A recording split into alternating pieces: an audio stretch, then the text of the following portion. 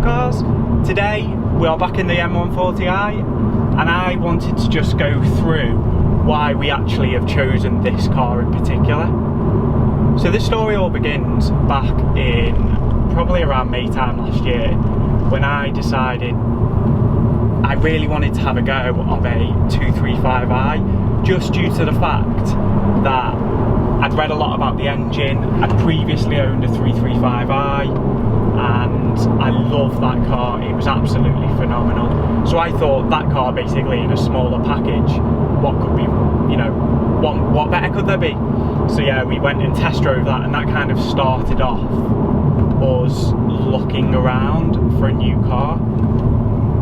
So we drove that, thought it was a great little car, looked at some numbers, but it was actually just a tad too expensive at that point in time. So we kind of put that on the back burner and just carried on with life. So then a bit later in the year we ended up in the Porsche garage and looking at the new 718. So this car really intrigued me, having driven a old 986 Boxster, and actually at home we've got one in the garage, and I have a lot of love for that car. It's a manual, it's a 3.2, it's a flat 6, it's got the sports exhaust and pretty much nothing else. It's a phenomenal car to drive, offers fantastic steering, feel, feedback, balance, weight. The way the car drives, for the age of it, I don't think there's better out there, if I'm honest. So anyway, we ended up in Porsche and somehow we managed to secure a weekend in a Boxster S and the standard 2-litre Boxster. So I was really looking forward to driving these because they're brand new, they're supposed to have massively taken the game on. So we ended up having a Boxster and a Boxster S for a weekend essentially, and fortunately we were lucky enough to have it in the summer so we could actually really try some roof down driving. And actually that new roof mechanism is bloody quick. I think it's down in something daft like 12 seconds, and you can do it up to, I think it's just under 40 miles an hour, so really it is very usable. If the weather changes, it's easy enough to kind of put it back up in a hurry, and likewise if the weather changes and you actually want to put the roof down, you can do so. So that was great. The way the car handled and drove was sublime, to be honest. The feedback through the steering was, I thought, fantastic. The way you kind of always knew what was going on at that front axle, the balance of the car, the turning were all sublime. I do think Porsche have taken the game forward with the new Boxster and Cayman in terms of handling, outright performance, power, torque. I really do. However, and you could sense that one coming, couldn't you? The engine. That is a massive sticking point for me, and the cost. So those two factors alone kind of decided it for me. It was, once you'd spec'd it up, because every single bloody option is an option on Porsche. You don't really get anything as standard. You get two seats, 4 wheels and an engine. That's about it. So by the time you'd kind of chosen the options you wanted, it was a ridiculously expensive proposition. So then you've got the new Boxster engine, the new 4-cylinder turbocharged engine. Now whilst this offers probably unparalleled performance in that type of car, for me it was missing one important thing, and that was the emotional connection you form with a car. So when I'm driving a car like an old 986, 987, even a 981, that flat 6 and that howl at the top end is character, and it's not something that the new Boxster offers, if I'm honest, which was a little bit disappointing, just for the fact that I'm used to it so much from previous Boxsters. So for those reasons we had to sadly discount the 718. However, the GT4 or the Spider in the future, if they retain the flat 6, could potentially be an option. So that's kind of that group. And then the second group of cars is the hot hatches, which consists of your Golf R, your A45 and your S3. So if we start with the A45, this was probably the car out of that group which drove the best for me. It offered the best overall package in terms of performance and handling. I thought the other two in terms of handling were, if I'm being honest, a little bit numb.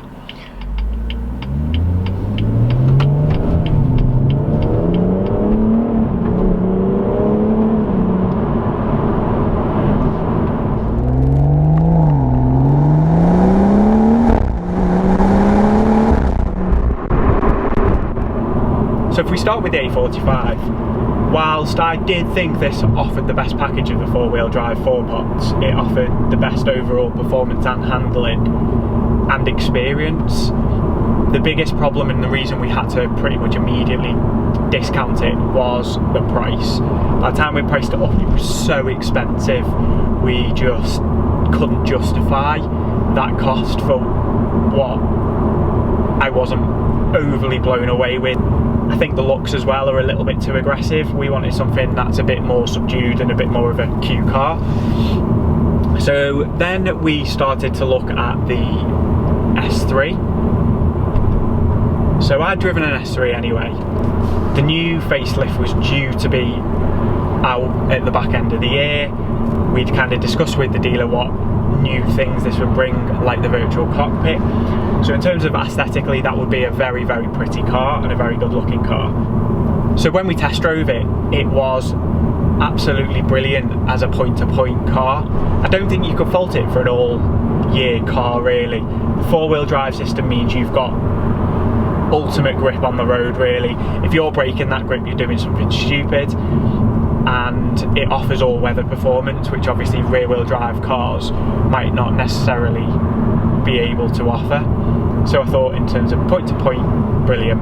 However, again, the steering and the feel of the car was very numb. So I've owned an S3 previously, so I knew what to expect, and I do think the additional weight savings of the new car, they have massively improved the handling of the car. Turning is now much better, it's much sharper, the car seems to want to turn in, whereas previously it would be very, very tempted to understeer at every opportunity. That appears to have been dialed back quite significantly now, so to really get it to understeer on the road, you have to be pushing it stupidly, which obviously isn't advised on the road. So for the reason that it was also quite expensive and didn't really get the juices going, and the fake 4-pot sound it pumps into the cabin is not my idea of a good sound, if I'm honest. I love all the DSG noises it made, and actually I really enjoy driving the manual, probably more so than the DSG, or the S-Tronic as Audi call it, which I thought was interesting. I always thought the DSG would be the better drive, but I actually preferred the additional engagement of changing gears. So because it turned out to be quite expensive as well, we discounted that, and then I started to look at the Golf R, knowing it was possible to get a deal on a Golf R, and like the S3, the facelift was due out at the back end of the year, and I think first cars have just been delivered now. So we looked at that, and I actually thought, even though the Golf R is built on the same MQB platform, it felt better to drive. I can't explain it. I don't know whether they've tweaked the suspension setup in the Golf R, but it definitely handled differently. And for me, I found that a little bit better. I found it was just more willing to turn in, it was more compliant, it didn't want to understeer as much, which obviously is a massive bonus. After test driving it, I really, really liked the Golf R, and I knew you could get a reasonable deal. So, you know, we weren't that far off pulling the trigger on a Golf R, to be honest. But then, I was talking to a friend, and I just read online about the launch of the new B58 engine. It was all hush-hush by BMW because they just announced the M2. So if BMW had really pushed the 140 and 240, it's actually very, very close to the M2 and kind of stepping on the M2's toes, which is why I think they just updated it and kind of kept it quiet. So I'd read a lot about it, about the increased power and torque and efficiency of the engine, and was actually really, really impressed. And after driving the 235, I knew I had to have a go. So then we decided we'd start to look at the 140. I went online and was doing some research and stumbled across the Baby BMW forum, and there's a guy on there called Tony Lewis. So if anyone is actually interested in this car, nice California tea. Where was I? Yeah, if anyone is interested in actually acquiring one of these cars, or certainly having the conversation, I'd massively advise going online, going on Baby BMW and getting in touch with a guy called Tony Lewis, who's based in Bury Heathrow. He is very competitive, but most importantly, it offers brilliant customer service. So I've gone online, found what I thought was a bloody brilliant deal. So next day, booked a test drive in my local dealership, rang round about 8 dealerships to try and get a test drive in a manual. There wasn't a single manual available, so we ended up actually test driving and falling in love with the car. Whilst yes, the steering is very light, it really did offer the practicality we needed, and the price difference between this and the 240, we couldn't justify the extra really over this for the 240, particularly when the extra space is actually a bonus. Nice M4. So for those reasons, we decided to really seriously consider putting a deposit down and placing an order for one of these. So yeah, I'd read online that the next generation of 1 Series was due to be sharing the same platform as the Mini, which would mean front wheel drive and small engines, and potentially the next 40 will be a 4-wheel drive 4-pot. So that definitely played a factor in why we chose this car. The fact it's a rear wheel drive 6-cylinder engine, I mean, listen to this thing go, it's brilliant. With the next generation of this car potentially falling into the same group as the others, which is a 4-pot 4-wheel drive, this car drew me to it. That's the reasons why we kind of discounted some of the other cars and why we actually ended up going for this car in particular. It was the combination of a 6-cylinder rear wheel drive car and potentially the last we're going to see of this type of car. Let's just make some noise while the wheels are on.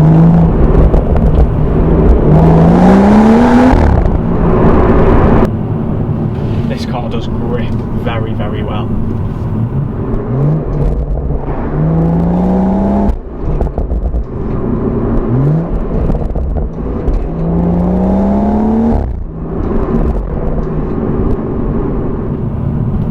I do really enjoy driving this car.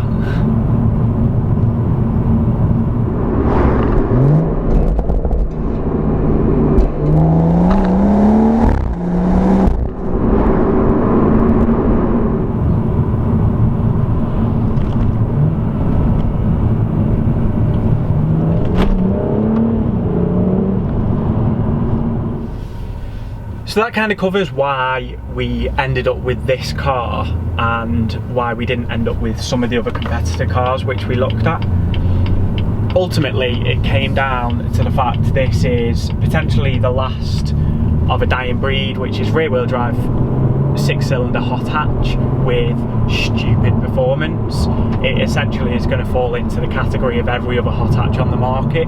So it was a chance to get something a little bit different, and I absolutely love it.